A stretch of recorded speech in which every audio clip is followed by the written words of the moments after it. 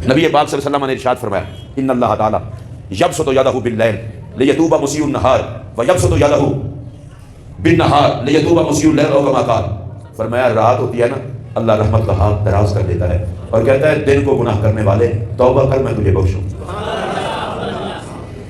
اور دن ہوا اللہ نے پھر رحمت کا ہاتھ دراز کیا، توبہ کر میں تجھے بخشوں۔ میری طرف دیکھ کے سننا، سورج غروب ہوا رات ہو گئی، اللہ نے رحمت کا ہاتھ دراز کر دیا، بخشش مانگ لے، کیوں؟ فرمایا رات بعد میں چڑھے تو پہلے بخشا ہوا ہو۔ اور یہ دن کب چڑھتا ہے؟ ہمارے ہاں تو کسی کا 10 بجے، کسی کا 11 بجے، کسی کا 12 بجے، بڑے آرام سے کہہ رہے ہیں جی رات کو سوتے ہی لیٹ ہیں۔ حضور کیا کرتے رہتے ہیں رات کو؟ قرآن شریف پڑھتے رہتے ہیں، تہجد گزار ہیں آپ؟ ہاں، دوستوں سے باہر بیٹھے رہتے ہیں، بس 2-3 بج جاتے ہیں، لعنت اس دوستی پر جو صبح کی نماز جو کبھی نہ چھوڑے۔ یہ رات کے 2 گھنٹے جتنا تو یاروں کے ساتھ لگاتا ہے یہ خدا کے ذکر پہ لگا لیتا ہے، اور باہر بیٹھ کے ہم گپے آنک رہے ہو، جھوٹ۔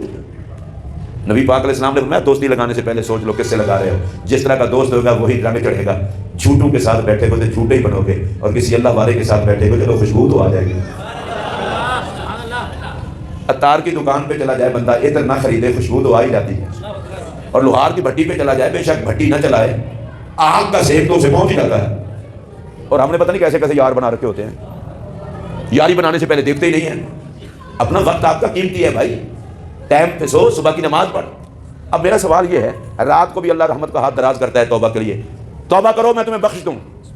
آپ ادھر ادھر دیکھ لیں، ہمارے پاس ہر چیز کا وقت ہے، صرف توبہ کے لیے وقت نہیں ہے۔ سب کچھ کرنے کا وقت ہے، صرف مرنے کے لیے وقت نہیں ہے۔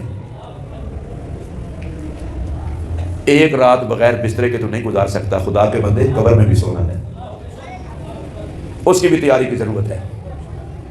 ہم تو ویسے ہی پتہ نہیں کیا ہو گیا۔ حضرت سیدنا عثمان غنی ذی النورین رضی اللہ تعالیٰ عنہ، یہ میرے پاک نبی کے وہ صحابی ہیں جنہوں نے کئی بار حضور سے جنت خریدی ہے۔ حضور نے فرمایا عثمان کے کہنے پر اللہ 70,000 جہنمیوں کو جنت عطا کرے گا۔ حضور نے فرمایا عثمان جنت میں میرا ساتھی ہے۔ جب قبر کا ذکر آتا حضرت عثمان غنی اتنا روتے کہ داڑھی مبارک تر ہو جاتی۔ کسی نے پوچھا آپ اتنا کیوں روتے ہیں؟ فرمایا سرکار نے فرمایا ہے آخرت کی منزلوں میں سے پہلی منزل قبر ہے، آخرت اسی کی اچھی ہوگی جس کی قبر اچھی ہوگی، روتا ہوں یا اللہ میری قبر کو اچھا کرنا۔ میرے نبی کا وہ صحابی عشرہ مبشرہ میں شامل ہے، تیسرا خلیفہ راشد ہے، میرے پاک نبی کا داماد ہے، جنت میں حضور کا ساتھی ہے۔ قرآن نے جس کی عظمت کو بیان کیا، نبی نے جس کی عظمت کو بیان کیا، شرم و حیا کا بہتر جس کا پکا جنتی ہونا قرآن و سنت سے ثابت ہے، وہ قبر کی یاد میں روئے تو ہم کیوں نہ روئیں؟ بے فکری پڑی ہوئی ہے، ہمیں تو کچھ یاد ہی نہیں ہے۔ رسول رحمت صلی اللہ علیہ وسلم نے ایک دن موت کے عنوان پر خطاب فرمایا، اور مجمع تھا صحابہ کا۔ میں خود مولوی ہوں، دنیا دار آدمی ہوں، آپ بھی ماشاءاللہ میری طرح کے دنیا دار ہی ہے۔ دنیا دار بندہ دنیا داروں سے تقریر کرے تو کیا تقریر ہوگی؟ تقریر تو وہ تھی نا، بولے وہ جو خدائی لہجے میں بولتا ہے، اور سنے وہ جنہیں صحبت محمد نے پاک کیا ہوا ہے، جن کا ظاہر اور باطن پاک اور صاف تھا۔ آج بڑے لوگ کہتے ہیں اور ساڈے اوتے تقریر کوئی اثر نہیں کرتی۔ میں کہ پتر بنجر زمین بھی کدے بیج اگیا، بٹھا اپنا بیٹھا ہوا ہے تقریر تے اعتراض۔ وہ صحابہ تھے، ظاہر باطن پاک تھا۔ سرکار نے موت پر خطاب کیا، صحابہ رونے لگ گئے، آنکھوں میں آنسو، موت اور یاد آئے اور رونا نہ آئے۔ حضرت رابعہ بصریہ فرماتی ہیں میں بڑی حیران ہوتی ہوں جن کے سر پہ موت کھڑی ہے یہ ہنس کیسے لیتے ہیں۔ صحابہ روئے، اور حضرت سعد بن ابی وقاص رضی اللہ تعالیٰ عنہ عشرہ مبشرہ میں سے ہیں، داڑے مار مار کے رونے لگے اور کہتے ہیں یا لیتنی مت قبل ھذا، اے کاش میں اس سے پہلے مر گیا ہوتا۔ پتہ نہیں میرے آقا صلی اللہ علیہ وسلم نے کیا الفاظ فرمایا ہوگا۔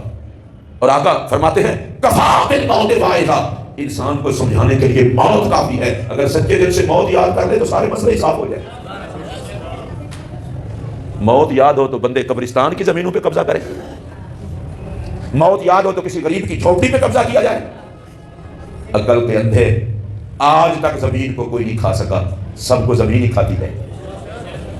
ہوئے نامور بے نشان کیسے کیسے، زمین کھا گئی آسمان کیسے کیسے۔ غرور و تکبر کے مجسمے جو کہتے ہیں ہم اشارہ کر دیں تو یہ ہو جائے، میں نے کہا سانس نکلنے دے پھر دیکھنا تیری اوقات کیا ہے۔ رسول اللہ علیہ السلام نے فرمایا اکثروا ذکر هذه اللذات یوم الموت، فرمایا میرے امتی ہو موت کو کثرت سے یاد کیا کرو، یہ ساری لذتیں مٹا کے خدا کی یاد دلا دیتی ہے۔ جنازے کو کندھا دینے کے بعد جنازے میں کھڑے ہو کر پوچھ رہتے ہیں بھائی بتاؤ آج کل کاروبار کیسا چل رہا ہے، یہ ابھی جو آپ نے کاروبار دیکھا ہے یہ کیسا چل رہا ہے، یہ بھی پوچھ کسی سے۔ موت صرف اس کے گھر میں آئی ہے، تیرے گھر میں نہیں آنی۔ ہمیں جنازے پہ بھی کاروبار یاد آیا، پروردگار یاد نہ آیا۔ قبر پہ مٹی ڈالی جا رہی ہے، سناؤ بھائی آپ کا کنٹینر آ گیا ہے. یہ ہم موت کو ہم اس طرح یاد کرتے ہیں, ہم نے مذاق بنا رکھا ہے موت کا. حضرت عیسیٰ علیہ السلام کا گزر ہوا, ایک اونٹ مستی میں آ کر دوسروں کو مار رہا تھا.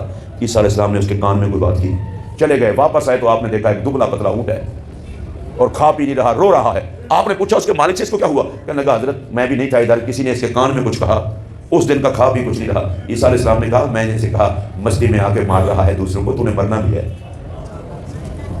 اور میرے پاک نبی علیہ السلام کا ارشاد گرامی ہے, جتنا موت کے بارے میں تم جانتے ہو اگر اتنا جانوروں کو پتہ چل جائے تمہیں چربی والا گوشت ملے نا.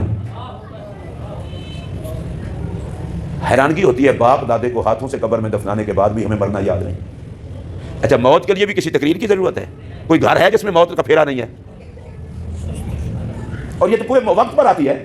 مولا علی کو کسی نے کہا تھا کافروں سے دشمنوں سے آپ کا بڑا پھڈا ہے, تو ذرا اپنی حفاظت کا کاروبار بھی کر لیں, کوئی بندوبست کر لیں. آپ نے فرمایا کفا بالموت حافظہ, حفاظت کے لیے موت کافی ہے, وقت آ جائے تو ٹلتی نہیں, نہ آئے تو کوئی مار نہیں سکتا.